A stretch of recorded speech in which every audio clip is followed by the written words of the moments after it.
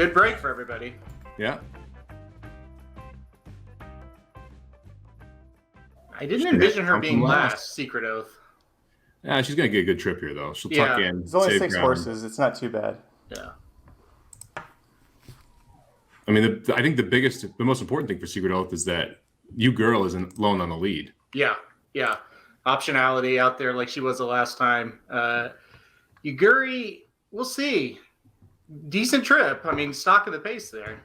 Yeah, no excuse. They're going decently quick, though. 23 and 1. Yeah. Not bad. 1-5. Wow. Yeah. Opened at 1-9. Like she can't lose. Yeah. It was interesting watching Dwayne before the race talk about facing the boys. Yeah. He's already got it set up. I mean, she just needs to basically finish this race off right here. Yeah, if she rolls here, we're going to see her in the Arkansas Derby, I bet. No doubt. Now, what are we doing here? Are we going to get her in trouble? Are we going to find trouble in a 6-horse field? Yes, we are. Trapped here. There's 5 other horses in the field, and the horse is in trouble. So she is full of run. That's the good news, and she's gone. Okay. That's the other good news. She's gone up the rail. This is over. Wow, there was a couple nervous moments there that was really not needed. I was about ready to scream, but let me tell you something. This is a great filly. She is really, really good.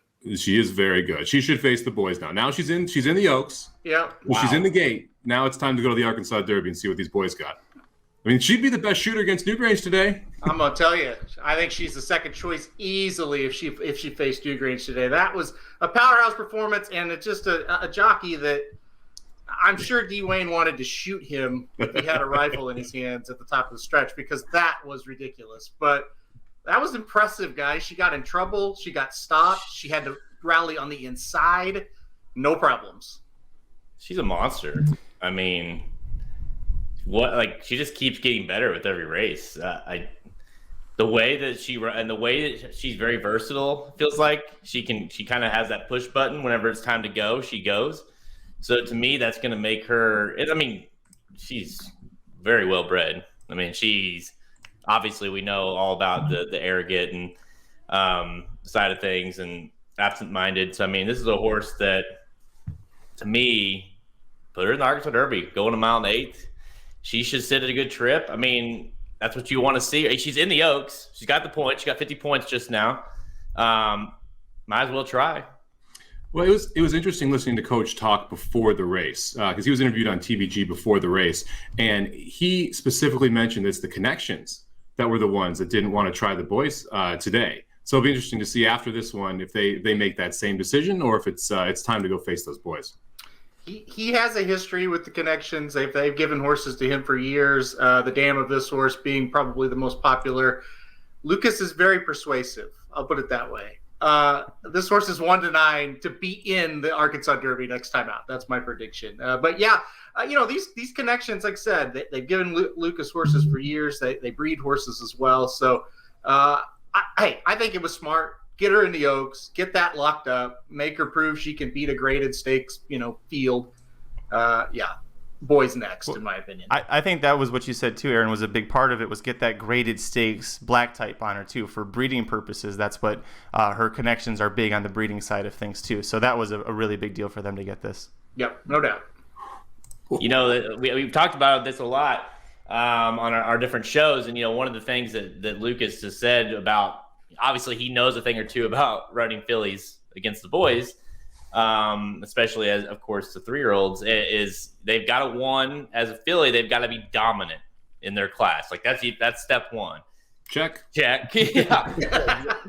Check 3 times in a row now. And 2, the crop that you got to understand what you're running against in where you place her. Check. I mean, right? I mean, we've talked about this. Other than, I guess, Newgrange. I mean, how bad is the Rebel today? I mean, she could go and run in the Arkansas Derby and easily hit the board in that race at the worst. You know who this is also bad for? And I'm surprised Aaron hasn't gotten on this. It's bad for Baffert. D-Wayne's got a Derby horse. Your Baffert theory with him getting the Baffert is out the window now. Yeah, he's gonna beat the Bafferts, right? With this filly. He's like, oh yeah, Baffert, give me your horse, I'll enter it, and he scratches him race day, just so he's got an easier trip. Yeah. No, Sends Messier out and runs like 21 flat just to make sure that he gets set up the pace for her. No, I mean I think she's Halterman. You're obviously the resident Lukas. You got me hooked, and of course I've got the picture right there that's he signed for us. So while he's on the back of a horse one day, I mean he's a legend for us. So explain to the people that maybe don't know Lukas well enough to like what this means for that performance, or what this means for is this a legit Derby horse now? Yeah, I mean, since it's trained by D-Wayne Lukas, it is a legit Derby horse as far as one you're going to have to start putting on the radar, because I think that's where she's going to be pointed after this. He's just an aggressive trainer. This horse, or this trainer, D-Wayne Lukas, won the Kentucky Derby with a filly, so this wouldn't be something new, believe it or not, for him if he was able to do it again. This crop of locals at Oaklawn for the males, for the 3-year-olds, are just pathetic. So she's the best one there. And now it's just a matter of who are you going to bring in to face her. Listen, if she runs like she's ran the last 3 times, I think she can win it. And I think we might see a filly in the Derby this year. As far as Lukas, the guy's been counted out 100 times. Don't count him out until he's dead. That's what I'm going to tell you people. I mean, listen, you count him out and he gets Oxbow and will take charge. You count him out and Bravazzo's in the barn. Take charge, Brandy's in the barn. He just finds a way to keep getting these horses somehow. And this one is one of the best ones he's had in the last, 10 years probably. I mean, this horse is just as good as Oxbow or Will Take Charge at this point in their careers versus where she's at right now. With the Baffert factor, too, the Baffert taking so many points, it's going to be easier than ever to get into the Kentucky Derby gate. So all she has to do is finish 3rd in the Arkansas Derby, and there's 20 points.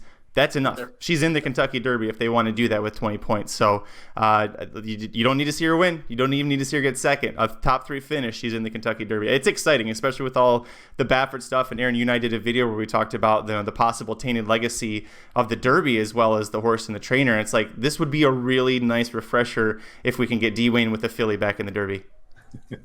No doubt. It would be awesome. Under over 2.5 teams claiming this horse on Monday. I know one. I know 2. I think I see 3 in this chat right here. I'm pissed at myself that I didn't put a claim in for last week. Now, and Halterman, you of all people, you put 2 claim in last week and you lost both of them. Why was Secret Oath not on there? I don't know. It should have been. It's just that I don't really like the thought of fillies on the team, but I have to go after this one. This is my guy, and I have to. The other thing is, like, absent-minded is one of the reasons that I got into racing even more. I watched this horse 100 times, the mom of this Secret Oath. So it's just another factor. Yeah, I should have. I definitely should have. This is the answer to the question there. You guys are gonna be at the Arkansas Derby, aren't you? Yeah. Oh man, I can't imagine you guys coming down the lane just screaming your heads off if that horse has any chance. Yeah. Oh, I know. The Rebel in I think that was 2013 when Will Take Charge and Oxbow ran 1-2. That's probably the loudest we've screamed, other than maybe for a Triple Crown, Jared. Yeah, this is if she runs in the Arkansas Derby next, which I think we all think she will, and it goes so.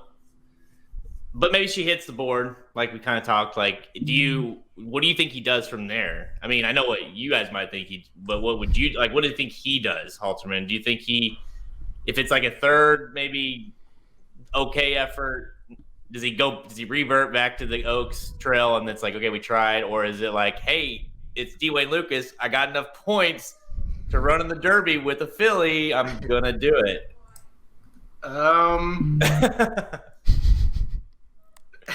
Well, I think he would go to the Derby. I do too. I think the connections, the owner might have a stronger say because, they've been, like I said, they've been with him so long. If they want to back off, he might say, yeah, but shoot or shoot.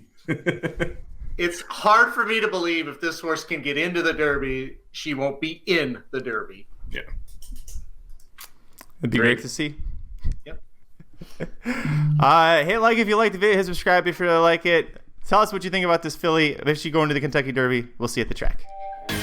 This has been a presentation of RacingDudes.com, your destination for all things horse racing and sports betting.